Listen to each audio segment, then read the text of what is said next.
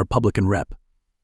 Lauren Boebert and EPA Administrator Michael Regan had a contentious back and forth during an oversight hearing on Wednesday. One thing was clear by the end of the 5 minutes of questioning: Boebert did not fully understand the recent Supreme Court decision regarding the so-called Chevron doctrine or the origins of the Environmental Protection Agency. So the Chevron doctrine, where you have created all of these rules that have been proven to be unconstitutional by the Supreme Court, has been overruled. So now I'm asking, are your bureaucrats still going to implement these rulemaking processes? Boebert asked Regan over and over, are you going to repeal them? Are you going to continue to implement them, or are you going to stop altogether since it's been overturned? Regan countered, do you understand the ruling? Boebert shot back, do you understand the ruling of the Supreme Court? I do, Regan said. So your question is ill-formed. What was known as the Chevron doctrine found that if there was a question about how to implement a statute, the court was required to uphold an agency's interpretation so long as it was reasonable. Late last month, the Supreme Court did not find the Chevron doctrine unconstitutional. Rather, in the case Loper Bright Enterprises v. Raimondo, the court reversed its earlier precedent and overturned it.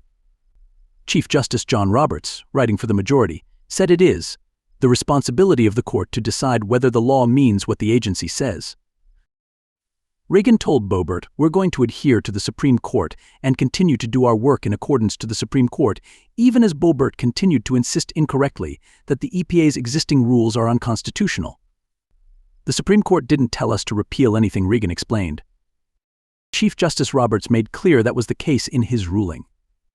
Writing, we do not call into question prior cases that relied on the Chevron framework. The holdings of those cases that specific agency actions are lawful, including the Clean Air Act holding of Chevron itself, are still subject to statutory stare decisis, despite our change in interpretive methodology. The next speaker at the hearing, New York Rep. Dan Goldman, hammered home that point. I would just like to clarify a few things for my colleague from Colorado.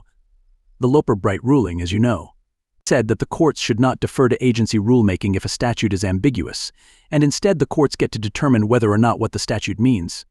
Is that your understanding as well? He asked Regan. So that would not require any regulations to be reversed or overturned, correct? Regan agreed on both points. Boebert's exchange with Regan started out confrontational, as she questioned the legitimacy of the EPA itself. Her first question to the administrator was, is it true that the EPA has never obtained formal authorization legislation from Congress? Congress did not establish the EPA. The regulatory agency was established through a presidential directive when Richard Nixon consolidated 15 environmental programs from across the federal government to form the EPA. His administration submitted what was known as Reorganization Plan No. 3, allowed under 5 U.S.